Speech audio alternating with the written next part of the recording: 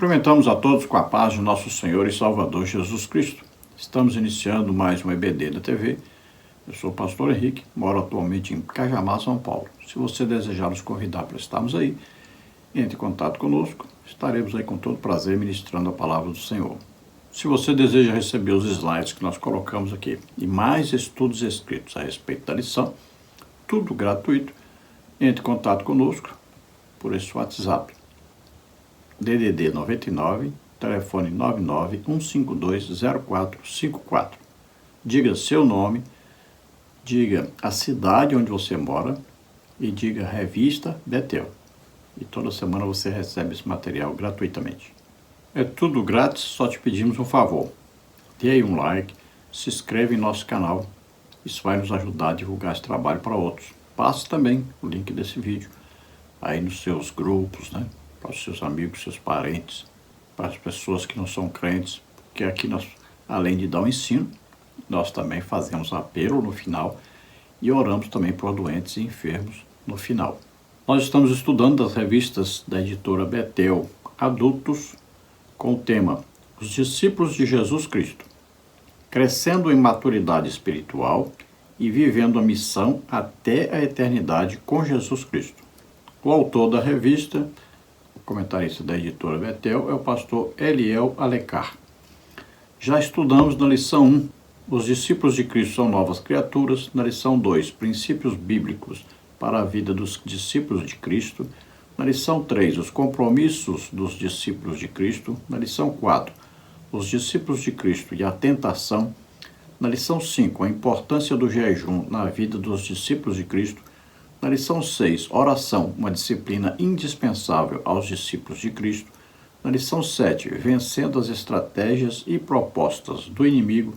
Na lição 8, os discípulos de Cristo e o bom ânimo. Na lição 9, os discípulos de Cristo e o processo da santificação. Na lição 10, a missão dos discípulos de Cristo. E hoje vamos estudar aí da lição 11, o caráter dos discípulos de Cristo. Então vamos ver na lição de hoje o caráter que todo discípulo de Cristo deve ter. Vamos ver alguns personagens bíblicos, né, que tiveram um caráter semelhante ao de Jesus Cristo.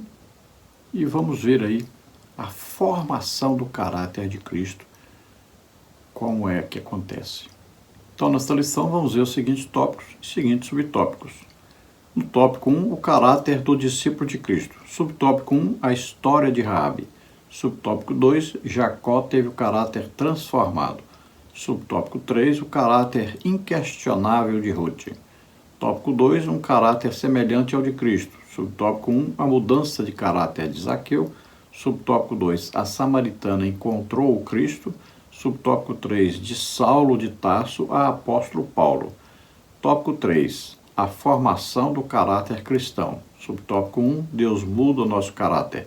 Subtópico 2, o discípulo de Cristo tem seu caráter moldado na obediência.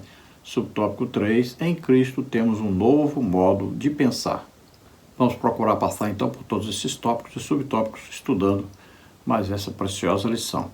O texto-áureo da lição está na segunda carta do apóstolo Paulo aos Coríntios, capítulo 5, versículo 17, que diz: assim que, se alguém está em Cristo, nova criatura é. As coisas velhas já passaram, eis que tudo se fez novo. Então, a partir do momento que ouvimos a pregação do Evangelho e cremos, então recebemos o Espírito Santo. A partir daí, o Espírito Santo então nos coloca no corpo de Cristo, que é a igreja. Então, estamos agora em Cristo. Então, aí vai acontecer o quê? A influência do Espírito Santo agora sobre nós. Então, ele vai colocar em nós o fruto do Espírito com as suas 9 qualidades, ou aspectos, ou atributos. Vai nos ajudar agora no processo de santificação. Nesse momento da conversão, somos santos, mas precisamos agora lutar contra o pecado. Aconteceu a regeneração, somos filhos de Deus agora, novas criaturas. Não somos mais filhos de Adão, agora somos filhos de Deus. Nascemos da semente, a palavra de Deus e da ação do Espírito Santo. Então agora temos uma vida completamente diferente. Tudo se fez novo, agora nós pertencemos ao reino de Deus, ao reino de luz, né? Saímos do reino de Satanás, saímos do reino das trevas, éramos filhos da ira, estávamos vendidos ao pecado, agora estamos livres do pecado, agora somos filhos de Deus, então temos um novo comportamento, aquelas coisas velhas, né? Nós vivíamos aí debaixo da orientação de demônios, tudo isso passou. Nós não vivemos mais na mentira, no engano, na prostituição, no adultério. Então agora é uma nova vida, agora para agradar a Deus, que é o nosso dono, nos comprou, né? O sangue de Jesus Cristo foi o preço pago por cada um de nós. Então nós vamos agora viver em comunhão com o Espírito Santo, e o Espírito Santo vai nos ajudar nessa nova vida, vida de santificação. Verdade aplicada. O novo nascimento resulta em um novo viver em todas as áreas da vida, pela ação da palavra de Deus e do Espírito Santo em nosso interior. Então agora o nosso novo viver precisa de algumas coisas para nós termos realmente uma vida nova. Então, olha só, nós temos que ler a palavra de Deus, né? Escutar esta palavra de Deus. Veja bem, a fé vem pelo ouvir, e ouvir pela palavra de Deus. Então você leia a Bíblia, leia falando para você escutar. Ou coloque a Bíblia em áudio, né? Aí no seu celular, no seu computador, escute essa palavra. Também congregue na igreja, você vai ouvir muito a palavra de Deus.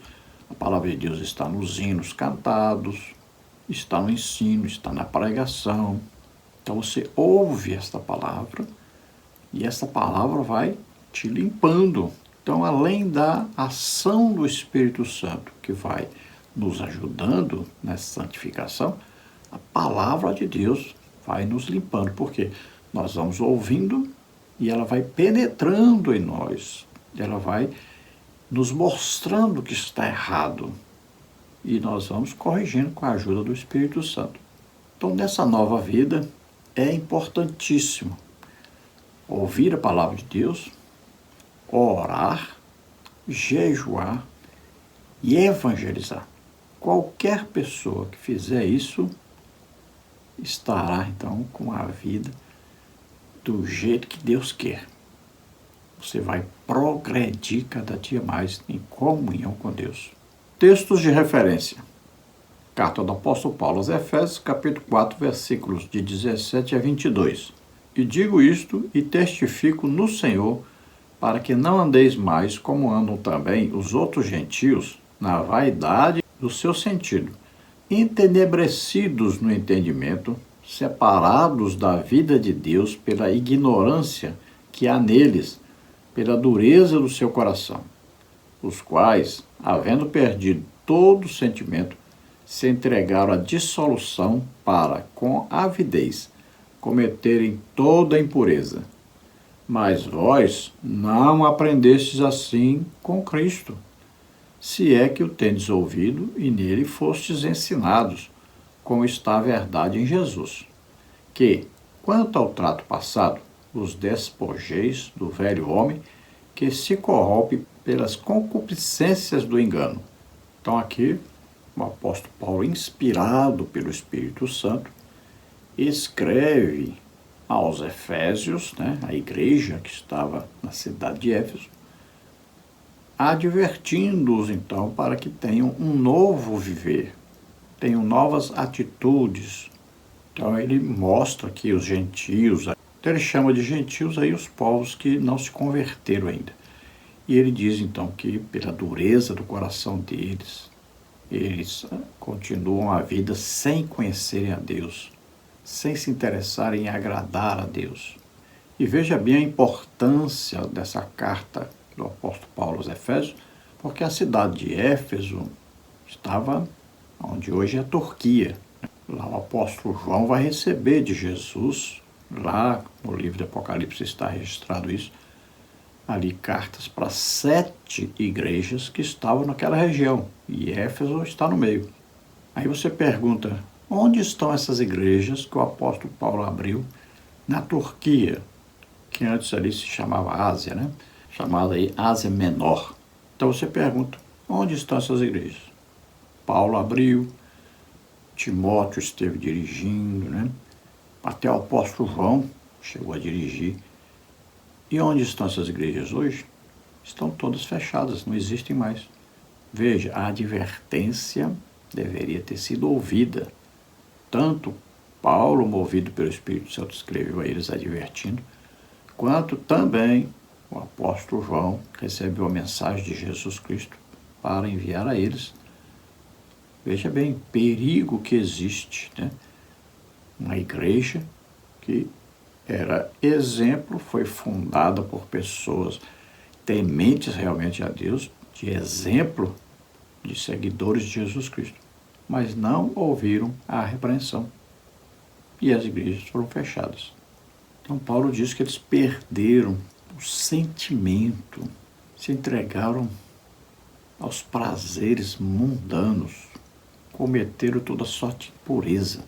Então a advertência do Espírito Santo através de Paulo que eles deviam se despojar, ou seja, deixar, se limpar daquelas sujeiras passadas, daquelas práticas passadas e viver uma nova vida em Cristo. Introdução. Nesta lição, veremos que o caráter do discípulo deve refletir a essência dos ensinamentos de Jesus por meio de uma vida de fé, obediência e amor. O discípulo de Cristo não é um seguidor de regras, mas alguém chamado para viver em conformidade com os valores do reino de Deus. Então, o discípulo é aquele que aprendeu do mestre, é aquele que imita o mestre. Então, veja, Jesus foi o exemplo de fé, de obediência, de humildade, de amor.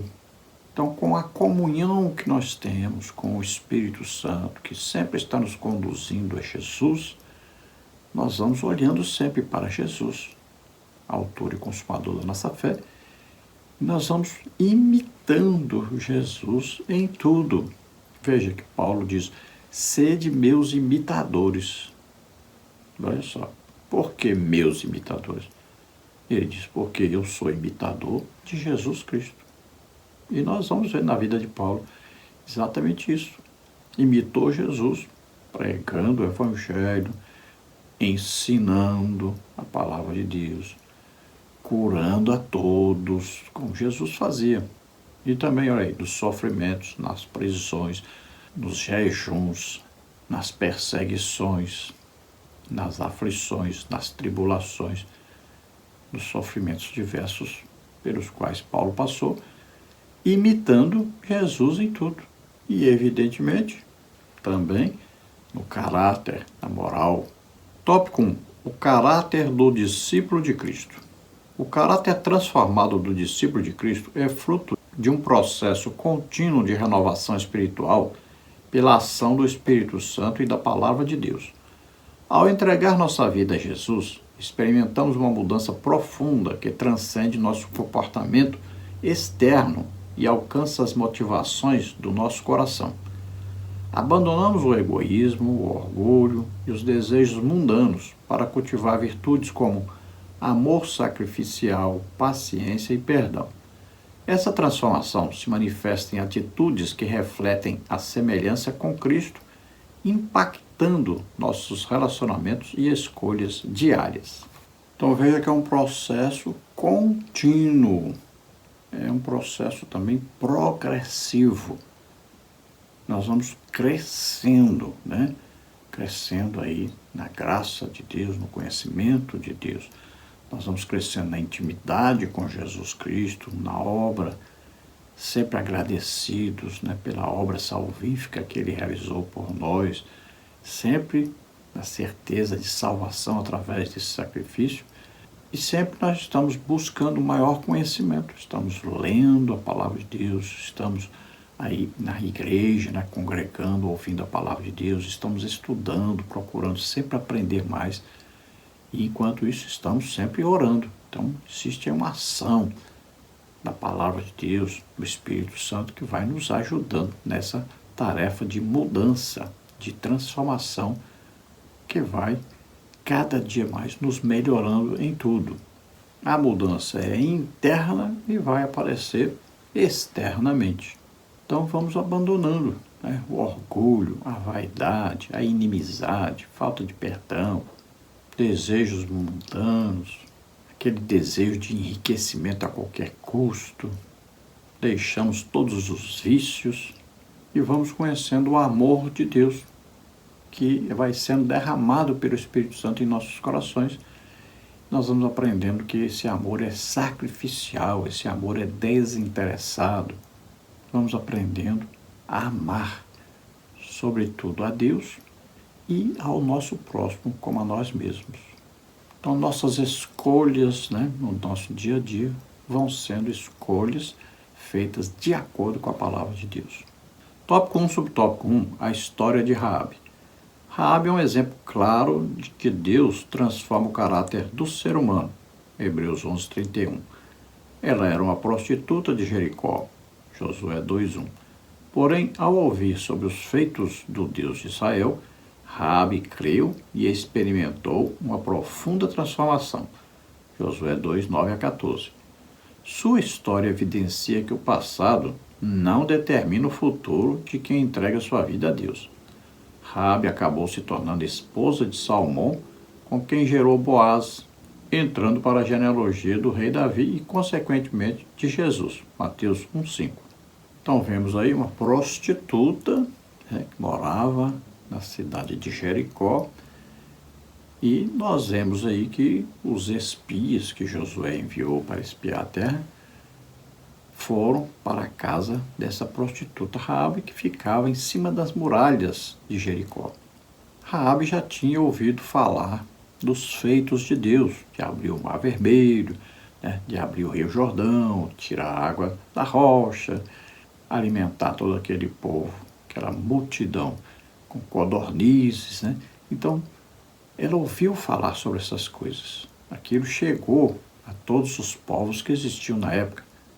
E, quando eles estavam então acampados do outro lado do Jordão, todos os cananeus, né, de todas as cidades, todos os territórios ali, todos os povoados, começaram a ficar amedrontados, porque sabiam que eles estavam indo para lá. Raabe, então, creu nesse Deus, de quem ela ouviu falar do seu poder, né, da sua ação sobre tudo, sobre a natureza, sobre os homens. Então ela ficou muito admirada, impactada com isso, teve fé nesse Deus. Ela acreditou que realmente Deus conseguiria, então, derrubar aquelas muralhas, né, e fazer com que o seu povo dominasse tanto aquela cidade como toda Canaã. E veja que a fé impulsiona a pessoa a fazer alguma coisa.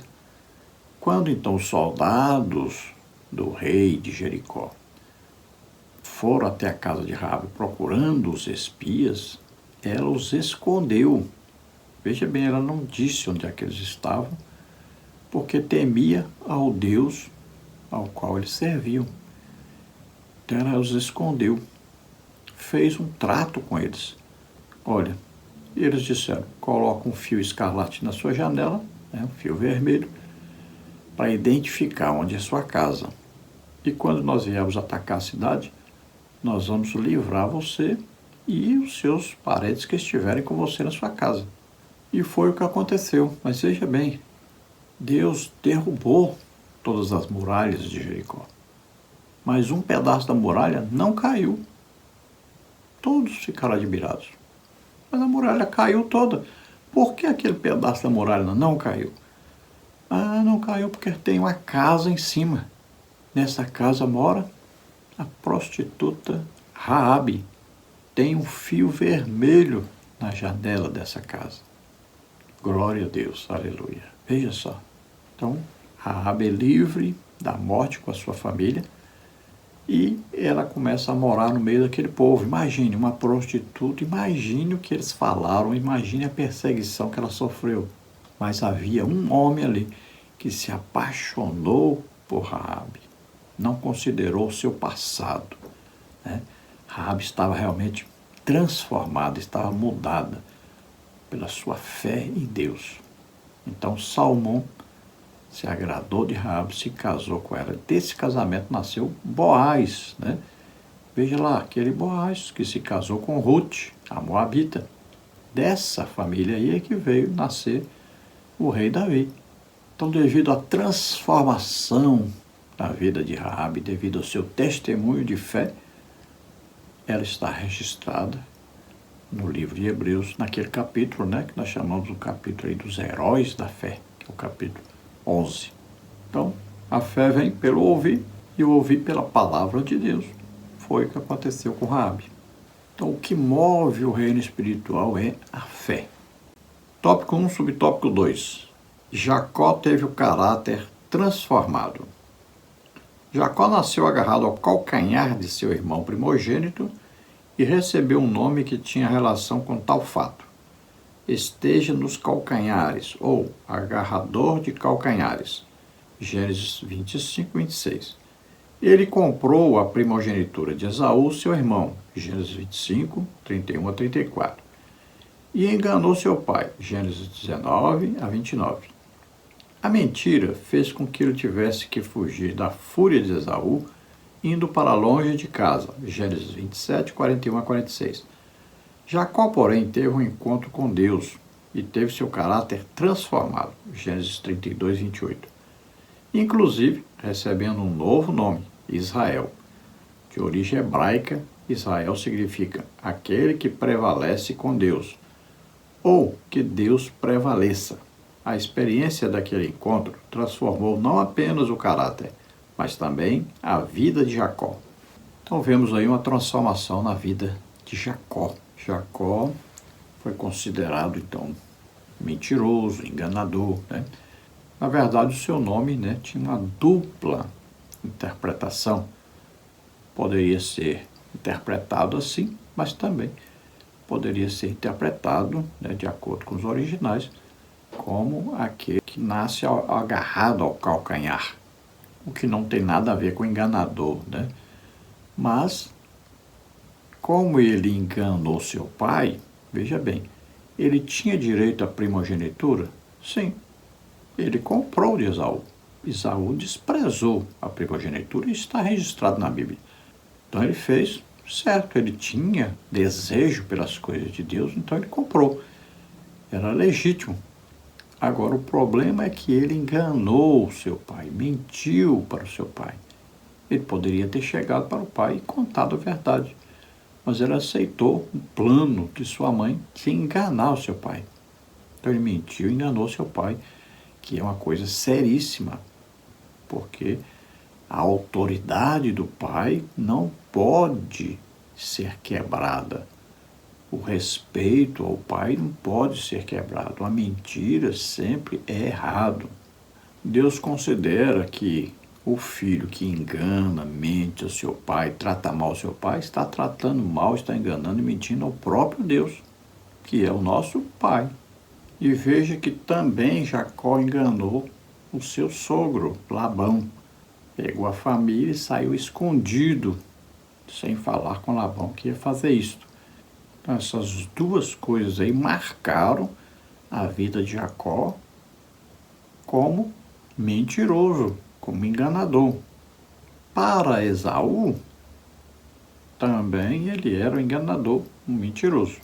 Então houve aquela inimizade, né, de Esaú com Jacó. Jacó foge e vai se casar então com a filha de Labão, a Raquel, né? Sabemos aí que é dado a Lia, Raquel, depois as concubinas e tal, mas ele amava realmente a Raquel, queria casar com a Raquel.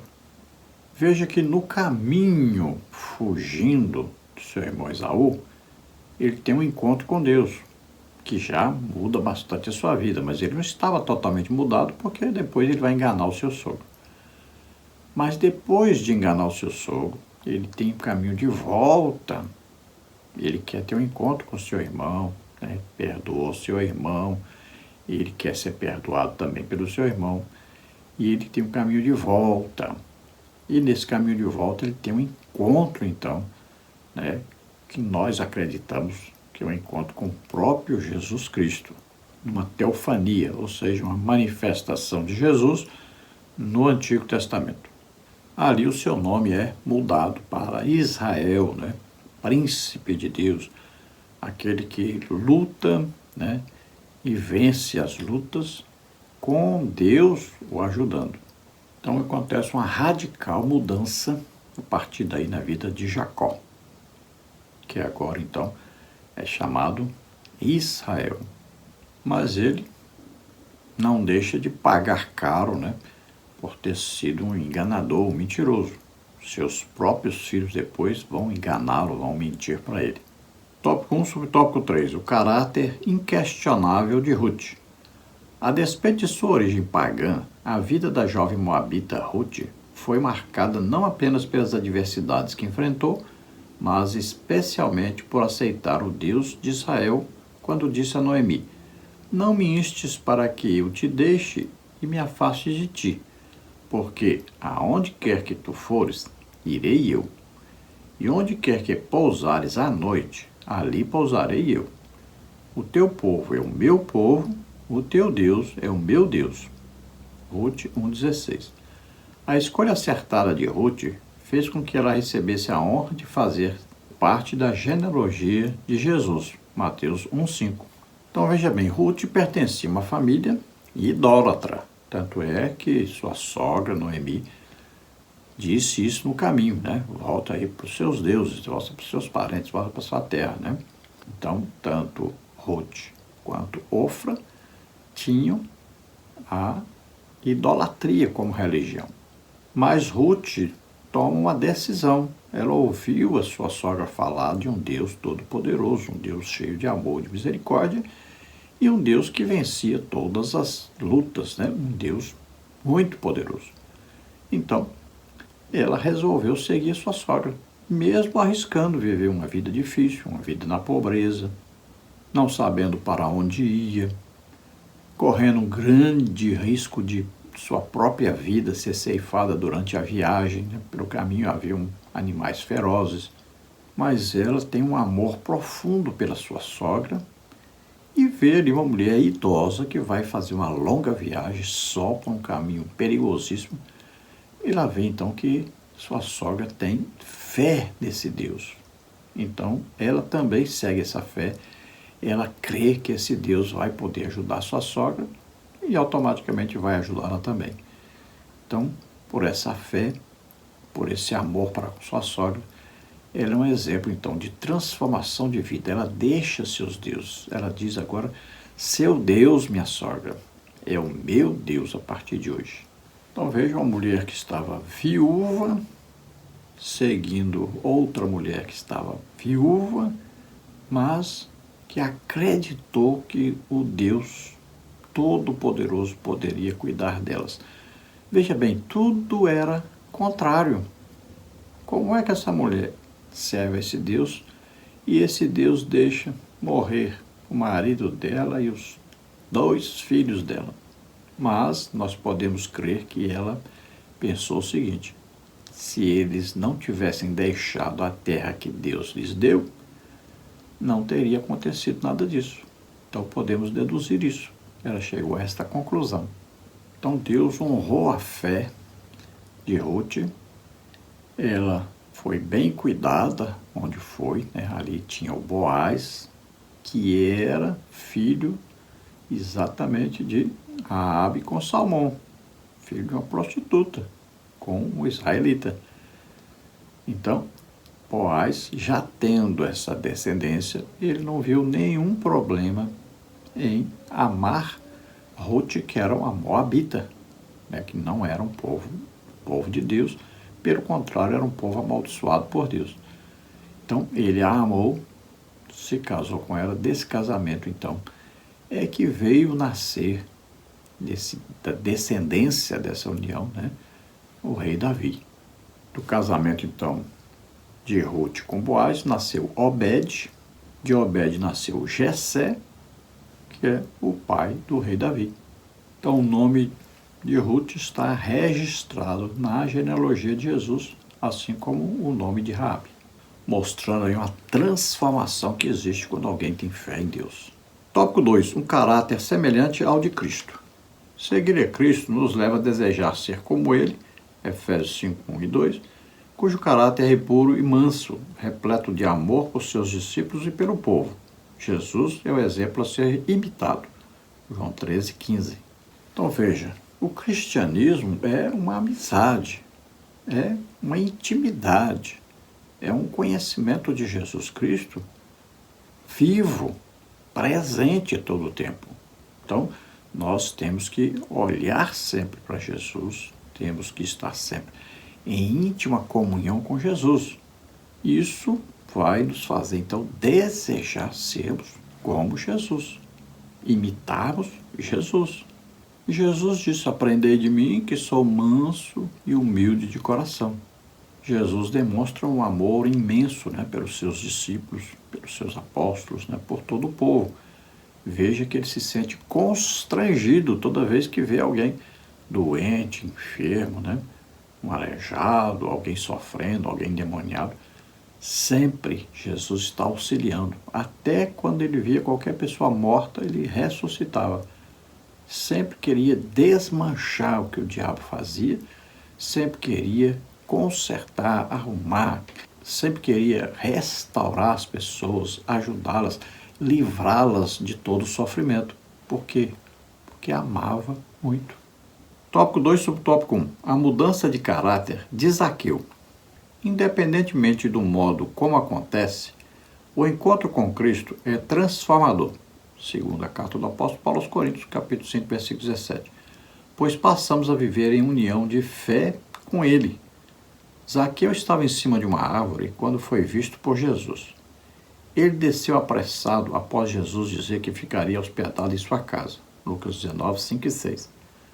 Zaqueu aceitou Jesus e, a partir de então, aquele homem corrupto disse que doaria metade de seus bens aos pobres e restituiria 4 vezes mais os impostos que havia cobrado em excesso. Lucas 19, 8. Então veja, Zaqueu, cobrador de imposto, a Bíblia diz que ele era um homem rico. Como é que ele se enriqueceu? Através do roubo do dinheiro, dos impostos. Então ele cobrava a mais, entregava o que era de Roma e ficava com o resto para ele.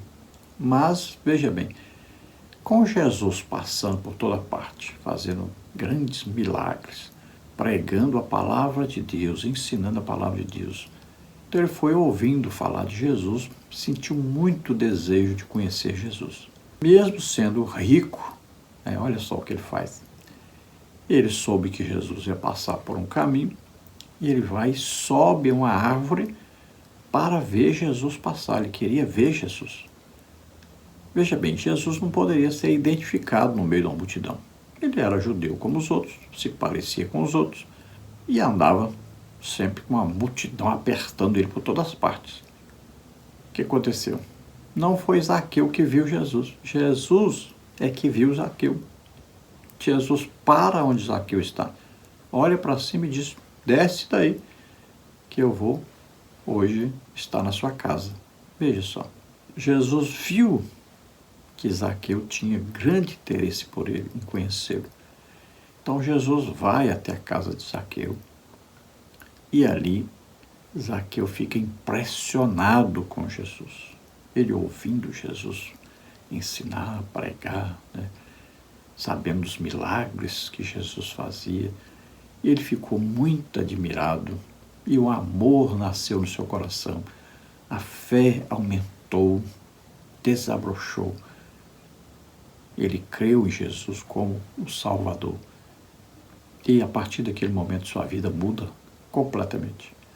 A primeira coisa que ele vai fazer é se desvencilhar da sua grande amarra, que era a riqueza. A Bíblia diz: o amor ao dinheiro é a raiz de todos os males. O desejo pelo enriquecimento é o pior mal que existe. Então veja bem que ele ficou livre desse mal que estava no seu coração, porque conheceu Jesus, um tesouro muito maior, muito superior a qualquer tesouro que ele pudesse adquirir. Então ele resolve devolver aquilo que ele roubou. E ele vai usar 2 coisas. Primeira coisa, metade do que ele tem, ele diz que vai dar aos pobres, aos necessitados. E a outra metade que ele tem, ele vai usar para devolver 4 vezes mais o que foi cobrado além do imposto. O imposto ele não podia mexer, já tinha entregue para o governo romano. Mas aquilo que ele lucrou, né, que ele cobrou a mais, ele diz então que as pessoas poderiam procurá-lo e iam fazer as contas, que ele cobrou a mais e ele ia devolver 4 vezes mais. Ou seja, Zaqueu era rico e ia ficar pobre, mas ele achou o tesouro. Nada mais importava para ele. O dinheiro perdeu o valor para ele. Isso é amor, isso é fé. Então, realmente, houve uma transformação radical na vida de Zaqueu. Lembra aí que Jesus disse àquele jovem que o procurou? Vai, vende tudo, dá aos pobres, depois vem e segue-me. Ele olhou para a riqueza e disse, de jeito nenhum. Então ele amava mais o dinheiro do que a Deus. Já Zaqueu fez exatamente o contrário, aquilo que Jesus queria que ele fizesse. Tópico 2, subtópico 2. A samaritana encontrou Cristo. O encontro da mulher samaritana com Jesus é um exemplo de que os erros do passado não impedem a mudança de quem se rende a ele. João 4, 11 e 12. Ela passou por uma mudança profunda, de rejeitada a evangelista, por ter crido no Senhor. João 4, 17, 18 e 28 a 30. Não sabemos o nome dela, mas a sua história ficou registrada para nos abençoar. Então vemos no encontro de Jesus com a mulher samaritana que ela procurou impedir que houvesse um diálogo entre eles. Ela já citou que ele era judeu e os judeus não se comunicavam com os samaritanos. Então ela iniciou ali o contato com Jesus, já tentando então afastá-lo dela. Mas Jesus não ligou para isso. Jesus estava ali para salvá-la, para restaurá-la, para livrá-la do seu sofrimento. A hora era a hora de sol quente, ninguém ia pegar água nessa hora. Ela ia ali nessa hora porque, muito provavelmente, as outras mulheres, se ela fosse no horário normal, né, que era pela manhã cedinho ou à tarde, ali pertinho do sol se pôr, se ela fosse essa hora, as mulheres estariam ali pegando água e falariam mal dela, a tratariam mal. Então, ela ia numa hora que só ela estava ali. Jesus estava exatamente nessa hora, estava ali para restaurá-la totalmente. Veja que no diálogo, esta mulher vai mudar de posição. Primeiro ela tenta afastá-lo, mas depois, então, ela vai reconhecê-lo como um profeta. É revelado, né, por Jesus o seu segredo. Veja bem, Jesus não poderia saber daquilo porque ele não morava ali. Mas disse para ela que você teve 5 maridos e o que você tem agora não é seu marido. Então ela disse, vejo que tu és profeta. Veja só, ela reconheceu agora que aquele homem que estava diante dela era um homem de Deus. Ela passa a chamá-lo Senhor. Jesus havia oferecido uma água espiritual que mataria a sede dela, mas não a sede humana. Essa o ser humano tem a vida toda. E tem que beber água mesmo, né? Que o corpo humano é formado aí de 70% de água. Então o ser humano tem necessidade de água. Se ele não beber água, ele morre.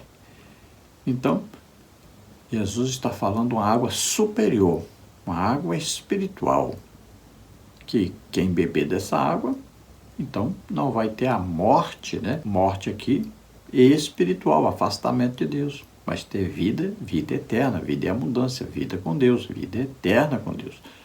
Então Jesus fala que ela precisa beber esta água, que aí vai matar a sede dela, que ela nem sabe que tem essa necessidade. Veja que ela esquece o balde para trás, aquele balde representava a água natural, que matava a sede do corpo, não a espiritual. Ela achou agora o mais importante que água. Ela não estava mais interessada em beber água, nem comer, nem nada. Ela estava interessada agora em Deus, né? E ela sai doida ali para a cidade e vai lá e diz que achou Cristo, né? O Mestre, o Salvador, o prometido, né? O Messias. E toda a cidade vai até Jesus. E ali eles ouvem Jesus e se convertem. Veja só, uma obra de evangelização, porque aquela mulher achou o tesouro que tanto ela procurava. Ela achou o perdão, a misericórdia, o amor. Então ela tem sua vida totalmente transformada. Veja que exemplo, Jesus não a condenou, assim como aquela mulher que foi pega em adultério. Jesus não a condenou. Jesus lhe dá o quê? Uma oportunidade de mudança radical de vida, de viver agora para Deus, viver em santificação a partir daí. Tópico 2, subtópico 3. De Saulo de Tarso a apóstolo Paulo. O apóstolo Paulo é, sem dúvida, um dos personagens mais relevantes da Bíblia. As 13 cartas que ele escreveu continuam válidas para a igreja hoje. O fariseu Saulo de Tarso, perseguidor dos seguidores de Cristo, Atos 9, 1 e 2, tinha um caráter forte e intransigente, Filipenses 3, 5. Ele presenciou a morte de Estevão, Atos 7, 58, e, em Atos 9, 1, foi descrito como alguém que respirava ameaça e morte contra os discípulos de Cristo.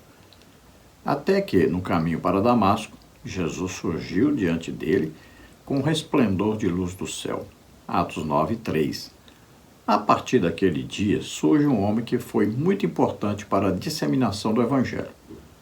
Paulo, um homem transformado por Cristo. Bom, Paulo, que se chamava Saulo, foi dado esse nome em homenagem ao rei Saul, ele era da mesma tribo do rei Saul, tribo de Benjamim, e ele era lá de Tarso, ali na região da Cilícia, a Ásia Menor, que nós hoje conhecemos como Turquia. Foi criado aos pés de um mestre, ou seja, aprendeu com um mestre, Gamaliel. Então aprendeu tudo sobre a lei, sobre a religião judaica.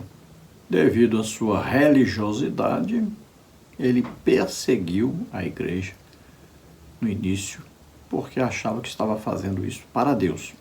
Pelo que nós vemos através do seu testemunho, parece que ele chegou até a matar alguns cristãos, colocou vários cristãos na prisão, conseguiu até cartas de autorização para ir até a Damasco perseguindo os cristãos. Mas Paulo teve um testemunho, teve algo impactante em sua vida que o levou a pensar em Jesus Cristo, mas não como apenas um homem que morreu na cruz, que é o testemunho de Estevão. Ele viu Estevão ali invocando o nome do Senhor, viu Estevão relatando a visão que estava tendo de Jesus Cristo, viu Estevão na hora da morte perdoando os seus algozes. Então ele teve um impacto muito grande nesse episódio com Estevão. E ele sai perseguindo os cristãos, vai para Damasco. Mas no caminho, Jesus então aparece a ele. Ele escuta a voz de Jesus, chama Jesus de Senhor. Jesus diz bem claro: por que você está me perseguindo? Então ele raciocina: eu estou perseguindo esse pessoal aí que diz que é cristão, que dizem que são dessa seita aí chamada Caminho. Mas Jesus está dizendo: você está perseguindo a mim. Então Jesus está dizendo: eles são meus, pertencem a mim, acreditam em mim. E Jesus está mostrando: eu estou vivo. Então agora ele já chama Jesus de Senhor. Ele fica cego devido à luz muito brilhante, vai para Damasco, a rua direita, e ali ele fica cego durante 3 dias, jejuando e orando, na expectativa que ia acontecer, porque Jesus disse para ele ir para lá. Então, Jesus envia agora Ananias, que vai orar por ele, ele volta a ver, e ele também é batizado com o Espírito Santo. Acreditamos que nesse dia também ele é batizado nas águas. Dali ele sai e já vai pregar em Damasco por toda parte. Ele sai um tempo, na expectativa de ter um encontro real com Jesus novamente. Ele foi para a Arábia, nós sabemos, onde ele foi, Monte Horebe. Disse: Moisés viu Deus aqui, eu também vou ter um encontro aqui com Deus. Então ele foi para lá. E ele teve um encontro com Jesus ali. Por que nós sabemos disso? Porque quando ele vai falar sobre a Santa Ceia, ele diz que o próprio Jesus revelou para ele, disse para ele como é que foi que aconteceu aquela ceia. Então, nós cremos que ali ele teve um encontro com Jesus. Então ele volta para Damasco, passa 3 anos, depois vai a Jerusalém. Veja bem que ele tem uma transformação radical, ele passa a ser o pregador do Evangelho, ele passa a ser um dos perseguidos. Antes ele perseguia, agora ele passa a ser perseguido por causa do Evangelho. Ele é capaz agora de dar a sua vida para pregar o Evangelho. Veja que quando é revelado a ele que em Jerusalém ele seria preso, que ia apanhar e tudo, ele diz: eu estou disposto a dar até a minha vida. Então foi um homem que nós podemos encontrar na Bíblia que teve a maior transformação em sua vida depois que conheceu Jesus Cristo. Ele mesmo diz que era um imitador de Jesus e é o único homem na Bíblia que nós podemos encontrar dizendo: sede meus imitadores. Já pensou? Por quê? Porque ele era imitador de Jesus Cristo. E ele chega a dizer no final da sua vida: não vivo mais eu, mas Cristo vive em mim. Ele chegou a se submeter tanto a Jesus Cristo, a ter tanta intimidade com o Espírito Santo, né? Que ele chegou a dizer agora: não vivo mais eu, minhas vontades, meus desejos, tudo estão sempre na submissão ao que Jesus quer que eu faça. Eu falo o que Jesus quer que eu fale. Então Jesus tem total domínio sobre mim. Tópico 3. A formação do caráter cristão. O caráter dos discípulos de Cristo é tecido após o novo nascimento de modo paciente, com fios de submissão e doutrina, além de princípios práticos. O Senhor Jesus transforma vidas, muda o caráter e restaura o ser humano. Então, a partir do momento que há a conversão, ouviu o Evangelho, creu, o Espírito Santo vem morar no cristão, a partir daí ele começa a ser moldado pelo Espírito Santo, sendo dirigido. Agora precisa da participação desse cristão, desse crente. Ele vai permitir que o Espírito Santo o mude, o transforme. Então ele vai ser submisso, vai ser obediente. Tópico 3, subtópico 1. Deus muda o nosso caráter. De acordo com a Bíblia, Deus muda e aperfeiçoa o caráter de quem a ele se submete, trabalhando valores e prioridades. Podemos afirmar que a vida de Jesus é um exemplo de caráter a ser seguido, pois seus ensinamentos mudaram completamente o pensamento e a vida de seus discípulos. Então nós vemos aí que o convívio com Jesus mudou completamente os seus discípulos. Menos um, é claro, Judas, Mas os seus outros discípulos, tiveram a vida completamente transformada. O maior exemplo disso é Pedro, Mudou radicalmente depois de ter o encontro, então, de viver ali, ouvindo Jesus, vendo Jesus também fazer sinais, prodígios, maravilhas. Teve sua vida totalmente transformada. Veja o que João diz: o que vimos e ouvimos, isso é que vos anunciamos. Então, João está dando um testemunho que ele está narrando, está escrevendo aquilo que ele aprendeu com Jesus, aquilo que ele viu Jesus fazendo.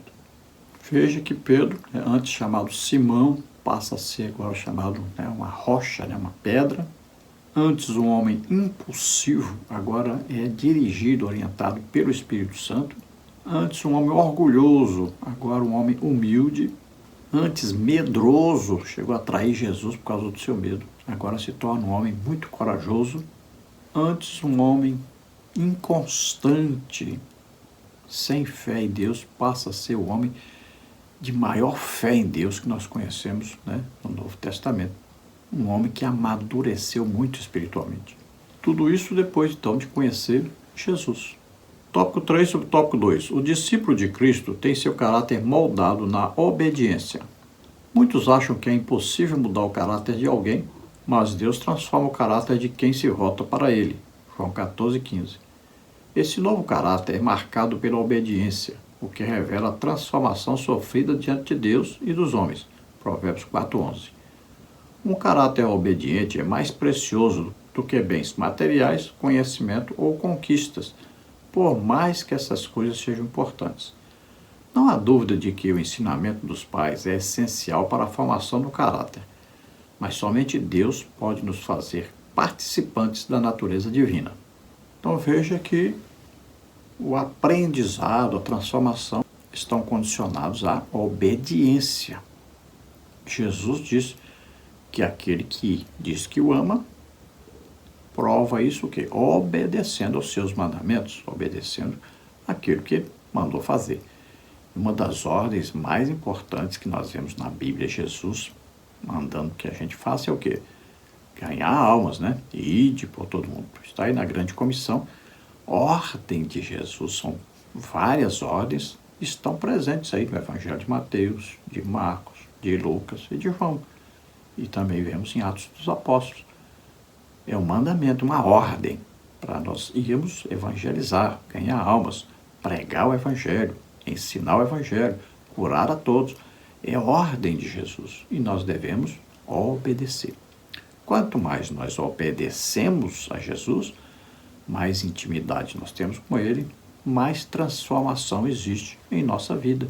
Então Ele muda completamente o ser humano, desde que o ser humano lhe seja obediente. Siga as suas orientações. Veja, aquele que é guiado pelo Espírito Santo, conduzido pelo Espírito Santo, assim como Jesus foi. Você veja aí Lucas capítulo 4. Tópico 3 sobre tópico 3. Em Cristo temos um novo modo de pensar. A mudança do caráter passa pela mudança de mente. Tiago 4,8. Em Romanos 12,2, o apóstolo Paulo nos adverte a não nos conformarmos com o mundo, mas transformar nossa mente. O mundo está mergulhado em padrões imorais, contaminado em suas práticas e pensamentos, ou seja, longe dos padrões e do modo de pensar de Deus. 1 de João 2, 15 a 17. A Bíblia é bem clara a dizer, né? O mundo jaz no maligno. A Bíblia diz que aquele que ama o mundo se torna inimigo de Deus. Que a palavra de Deus diz pensar e desejar as coisas que são de cima. Aí nós vemos na carta do apóstolo Paulo, inspirado pelo Espírito Santo, ele dizer que nós não devemos entrar na forma do mundo, né?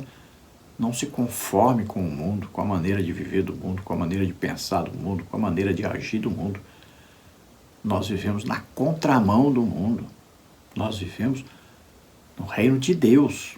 Então, nossa norma, nossa regra de vida e prática está na Bíblia. Então, nossa mente é mudada desde que nós estejamos ouvindo a palavra de Deus, desde que nós estejamos dispostos a ouvir e a obedecer essa palavra, desde que nós ouçamos e acreditemos naquilo que estamos ouvindo. E aí nós vamos colocar em prática isso. Aí sim, é o resultado do ouvir corretamente a palavra de Deus. Conclusão. Quando uma pessoa passa pela experiência do novo nascimento, ocorre uma profunda transformação em seu interior, demonstrada por um novo modo de pensar e agir. É o resultado de passar a viver em união de fé com Cristo, a fonte das virtudes que, pela ação do Espírito Santo, passam a fazer parte do caráter do seu discípulo. Então, quando existe uma legítima conversão, então a pessoa agora nasceu de novo, né? Ela creu na palavra de Deus, então essa pessoa agora recebe o Espírito Santo e, a partir daí, ele deve se deixar conduzir, ser guiado pelo Espírito Santo. Então agora estará lendo a Bíblia, meditando nisso que está lendo, estará orando, estará jejuando, estará evangelizando, estará sempre cheio do Espírito Santo. Então ele terá uma vida completamente diferente. Isso moldará agora o seu caráter, né? O seu moral será transformado totalmente e ele passa a ser, então, agora uma nova criatura. Ele pertence agora ao reino de Deus. Ele agora é filho de Deus. Então tudo é novo. Coisas velhas acabaram, perderam o valor. Não pode nos influenciar mais. Agora nós somos influenciados, dirigidos, controlados, guiados pelo Espírito Santo. Nós temos agora o desejo de imitar Jesus Cristo em tudo. Vamos orar agora. Se você, ouvindo esta palavra, você crê que Jesus Cristo, o Filho de Deus, nasceu na terra como homem, viveu aqui como homem, levou sobre ele nossos pecados, doenças, enfermidades, maldições, o juízo de Deus que estava sobre nós, Então ele foi e morreu na cruz em nosso lugar, lugar de maldito morrer, lugar de pecador morrer. Ele nos substituiu ali. Então ele morreu e ressuscitou. Você crê nisso? Você é salvo agora. Abra o coração para Deus, entregue a sua vida agora para Deus. Se você está doente ou está enfermo, nós vamos orar agora. Jesus te cura. Lembre-se que Ele já levou na cruz do Calvário todas as nossas dores, enfermidades e maldições. Então você é curado agora. Receba o seu milagre agora. Vamos orar. Pai, em nome de Jesus, te apresentamos essas vidas que se chegam a Ti agora, que estão agora sendo convencidas pelo Espírito Santo do pecado, da justiça e do juízo.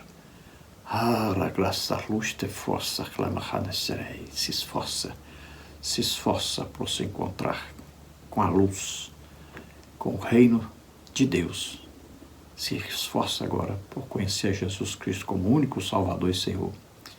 Receba o Espírito Santo, receba o perdão de seus pecados agora em nome de Jesus. Pai, em nome de Jesus, toca neles. Todos aqueles que estão doentes, estão enfermos, sejam curados agora em nome de Jesus. Solta toda doença, toda enfermidade. Sai daí. Em nome de Jesus. Toca, Senhor. Cura totalmente. Glória a Deus. Amém? Aleluia. Não se esqueça. Dê aí um like. Se inscreva em nosso canal para nos ajudar. Passe o link desse vídeo para outras pessoas para nos ajudar a divulgar esse trabalho.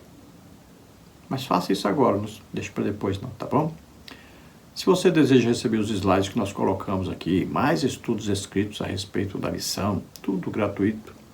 E se você deseja nos convidar também para estarmos aí ministrando a palavra do Senhor, então entre em contato conosco por esse WhatsApp, DDD 99, e o telefone é 991520454.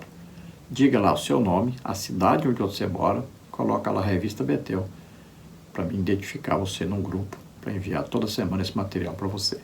Se você deseja nos ajudar, aí estão as contas e meu Pix está aí, que é o meu CPF 331-957-81620.